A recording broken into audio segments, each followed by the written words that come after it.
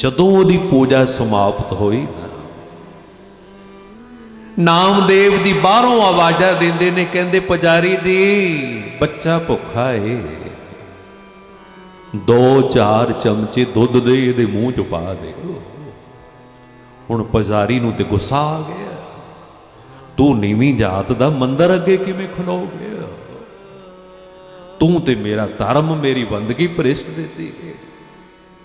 नामदेव जी कहण लगे, पुजारी मैनूं कुछ भी आखी जा, मेरे कोलों बच्चे दा रोना वेखिया नहीं जाता।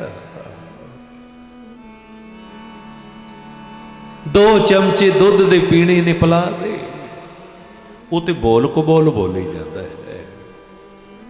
नामदेव जी कहंदे सुन मेरी गल, मेरे कोलों बच्चे दा रोना वेखिया नहीं जाता, जे तू इनू दुध ना पिलाया मैं दुध वाला कटोरा तेरे कोलों खो लेना है। सच्ची प्यारिओ, भगत जी ने पुजारी दे हथों दुध वाला कटोरा खो के ना उस गरीब बच्चे दे मूँह नूं ला दिता। पुजारी बोल को बोल बोली जाता है। नामदेव जी कहंदे होए भले आ, इन्ने चिर दा खलोता भगवान दी मूर्ति अगे तरले करी जांदा है कि भगवान भोग लाओ भोग लाओ। वो वेख गरीब बच्चे वल, तैनूं इंज नहीं लगदा जिवें भगवान ने दुध पी लिया होवे? तैनूं लगदा नहीं इस तरह भी भगवान ने दुध पी लिया है? लगे ते ओनू जिन्हों किसे ते तरस आउंदा होवे। जे तेनू किसे ते तरस नहीं आंदा, वह तेरे जप तप तेरी पाठ पूजा एवें धर्म दे कर्म ने। जिदण तैनू किसे गरीब वल वेख के तरस आ गया, किसे लोड़वंद वल वेख के तेरा हिरदा तड़फण लग पिया, उदण जान लई तू थोड़ी भी सेवा थोड़ा भी सिमरन कीता है, रब ने प्रवान कर लिया है, तू धर्मी हो गया है। दया जाने दे की किछ पुण्य दान करे, दया जाने दे की किछ पुण्य दान करे, दया जाने दी की दया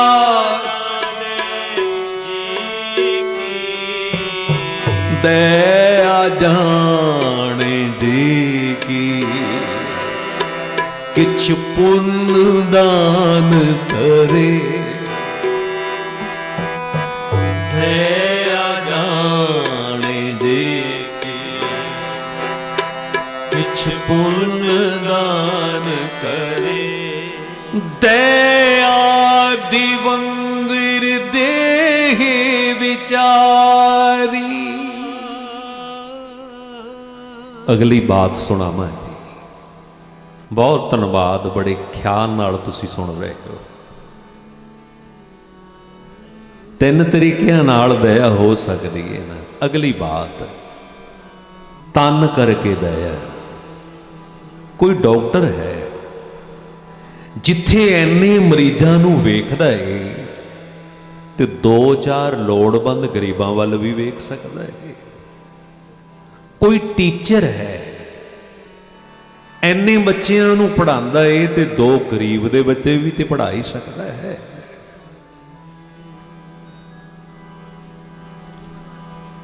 जिस तरह गुरु ग्रंथ साहिब महाराज बैठे मेरा बता रहे ने ना, इस तरह गुरु गोबिंद सिंह जी बैठे सन। बड़ी प्यारी उदाहरण मैं तुहानूं इतिहास विचों देण लगा। अज महापुरुषां ने दया का कुंभ लाया होया है। इकला इलाज ही नहीं, दया नहीं, सानू सारियां नूं संदेशा भी है वो ये गुरु दे घर दा उपदेश है, सानू सारियां ते दया करनी, तरस करना आउणा चाहीदा है। इस तरह गुरु गोबिंद सिंह जी बैठे सन। हुण मत्था टेक के सारी संगत बैठी जाती है, जिस तरह तुसीं बैठ गए मत्था टेक के। एक सिख ने मत्था ते टेकिया है, वो बैठा नहीं, वो महाराज जी वल वेखी जाता है। गुरु गोबिंद सिंह जी पुछदे ने, कहंदे क्यों बई मेरे वल की वेखदा है? कहंदा महाराज दर्शन करके रज नहीं आ रहा,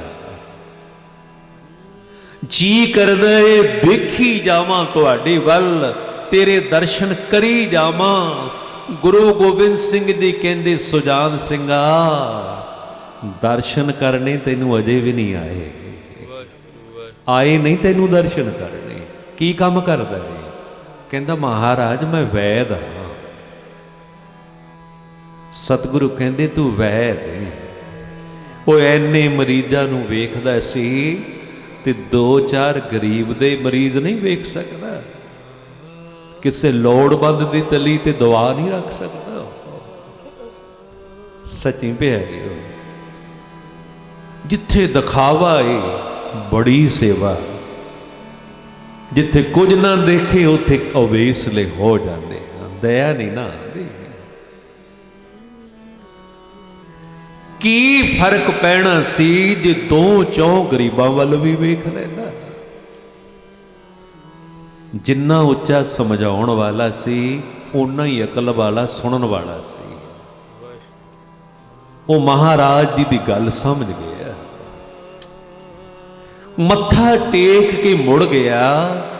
आनंदपुर साहब तो कीरतपुर साहब नूं 20 किलोमीटर आके रस्ते दे विच उहने झुग्गी पा लई। की करदा है? जंगल दा इलाका सी, जिथे भी उन्होंने पता लगता भी कोई दुआ दारू तो बगैर तरस रहा है, चुकदा दवाइयां वाला झोला उत्थे ही पहुंच जाता। वेखदा किसे नूं रस्ते विच दुआ दारू की लोड़ है, झट देनी दवाइयां वाला झोला चुकदा ते उत्थे पहुंच जाता। दया करन लग पिया। अज जदों संगतां आउंदियां ने ना आनंदपुर साहिब, वो दसदियां ने, कहंदियां महाराज ओ फलाने रस्ते दे विच एक वैद बैठा है, वो बहुत दयावान ने, बड़ा तरस करदा है गरीबां ते। ते गुरु गोबिंद सिंह जी की कहंदे ने? कहंदे हाँ बई, उन्होंने आख दई कल नूं तेरे घर गुरु गोबिंद सिंह जी ने आउणा है। हुण इतिहास विचों तक्किओ, पहलां दया आई, गुरु बाद विच आउणा है। लख पुन दान है, जे हिरदे विच दया नहीं गुरु ने नहीं आउणा। अज वो समा आ गया जिदण उहदे घर गुरु गोबिंद सिंह जी ने आउणा है। उहनूं चाह चढ़िया पिया, साडे घर भी किसी मेहमान ने आना होवे, आपां भी पूरी तैयारी करते हैं, उहदे घर ते गुरु ने आउणा है। सोचण लगा भी महाराज जी नूं अग्गों जाके लै आवां। जदों टुरन लगा ना महाराज जी नूं अग्गों जाके लै आवां, दरवाजा खोलदा है, की वेखदा है? घर दरवाजे दे बाहर एक बुढ़ी बजुर्ग मां बैठी रो रही है। उन्हें ते वैद जी दे चरण पकड़ ले, कहंदी वैद जी मेरी नौं दे पेट विच दर्द होंदा है, सारी रात तड़पदी रही, जे तुसी मेरे नाल ना गए मेरे पुत्र दा घर उजड़ जाना है। इस तरह कहती है। हुण वो महाराज जी नूं लैण चला है। ऐदों बजुर्ग बैठी मां उहदे अगे रो रही है, जे तू मेरे घर ना गया मेरे पुत्र का घर उजड़ जाना है, मेरी नौं दे पेट विच दर्द होंदा है, की करा, किधर जावां। अंदर जांदा है ते दवा दारू वाला थैला चुक लैंदा है, कहंदा चल तेरे नाल चलदा। गुरु जी नूं लैण ते ना गया, उस गरीबड़ी बुढ़ी माई नाल टुर गया। ओदी बच्ची नूं दवा दारू दिता, सारी रात कोल बैठा रहा। जदों कुछ ठीक होई ते मुड़ आया, रस्ते विच तुरिया आउंदा सोचदा है गुरु गोबिंद सिंह जी मेरे घर आए होने ने ते आके मुड़ गए होने ने, आए होने मेरे घर। पर सत्संगीओ जदों घर दे नेड़े आंदा है ना, इधर रंग ढंग ही कुछ होर ने। बहुत सारे लोग घर दे बाहर खलोते ने, क्यों बई मेरे घर अगे एडी भीड़। सुजान सिंघा ओए कल दे ही तेरे घर गुरु गोबिंद सिंह जी आए बैठे ने, मेरे घर दौड़ के जांदा है, महाराज जी नूं मत्था टेकदा है, हथ जोड़ के कहंदा सतगुरु जी सेवा विच कमियां बहुत रह गईयां, मैनू जाना पै गया। एक बुढ़ी माई गरीबड़ी वल वेख के मैनू तरस आ गया सी, मेरे कोलों रहा ना गया। हुण गुरु गोबिंद सिंह जी दे बोल सुने, कहंदे सुजान सिंघा तू दया दे परचे विच पास हो गया। कहंदा महाराज ओ किवें? गुरु जी कहण लगे ओए तू किसे बुढ़ी माई नाल नहीं गया, तू मेरे नाल ही गया सी, तू मेरे नाल ही गया सी। किसे गरीबड़ी बच्ची दे मुख विच दुआ नहीं पा रहा, तू मेरे मुखी बूंदा पाउंदा पिया सी। जे सच्ची गल सुने ते ये सारा खेड मेरा ही रचाया होया सी। सच्ची प्यारे जे ते किसे गरीब वालों वेख के तैनू तरस आउंदा है, फिर तू धर्मी है। बाणी विचों एक बड़ा प्यारा जिहा शब्द मैं तुहानू सुणावां, सुनियो शरधा नाल। भगत परमानंद जी दा ये उच्चारण कीते हुए बोल ने, ते वो की कहंदे ने, ते नर क्या प्राण सुन कीना, अन्न पावनी भगत न उपजी, भुखे दान न दीना। पंक्ति एक बारी शरधा नाल फिर सुनियो, जिन्ने भी बैठे हो कन दे के सुनियो, कैसी बात है। कहंदी तैं नर क्या प्राण सुन की ना। वो जात दे ब्राह्मण ने ते अपने तरीके नाल गल कर रहे ने। कहंदे दस तैनू तरस ते किसे ते आउंदा नहीं, तैं वेदां प्राणा दी कथा सुन के खटिया की। इंज कह लईए, तैं सेवा सिमरन करके नितनेम करके की खटिया। किसे लोड़बंद गरीब वल वेख के तेरा हिरदा ते तड़फदा ही नहीं। ते नर क्या प्राण सुन कीना,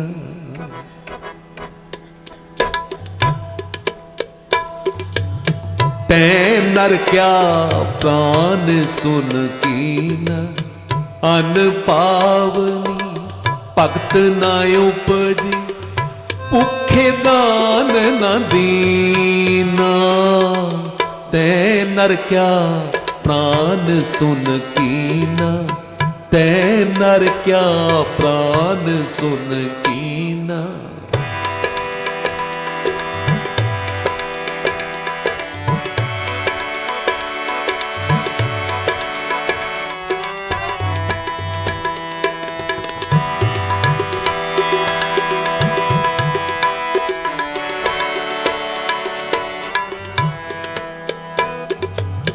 ਕਾਮ ਨਾ ਵਿਸਰਿਓ, ਕ੍ਰੋਧ ਨਾ ਵਿਸਰਿਓ, ਲੋਭ ਨਾ ਛੁਟਿਓ ਦੇਵਾ।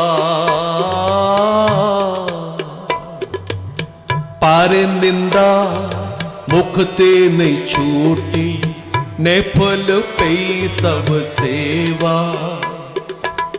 ਅਨ ਪਾਵਨੀ ਭਗਤ ਨਾ ਉਪਜੀ, ਭੁੱਖੇ ਦਾਨ ਨਾ ਦੀਨਾ।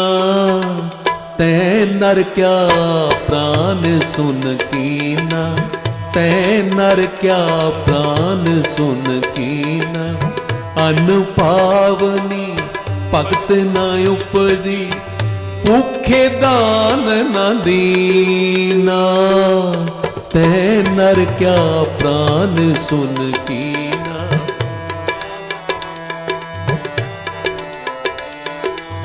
ਤੈ ਨਰ ਕਿਆ ਪ੍ਰਾਨ ਸੁਨ ਕੀਨਾ, ਤੈ ਨਰ ਕਿਆ ਪ੍ਰਾਨ ਸੁਨ ਕੀਨਾ।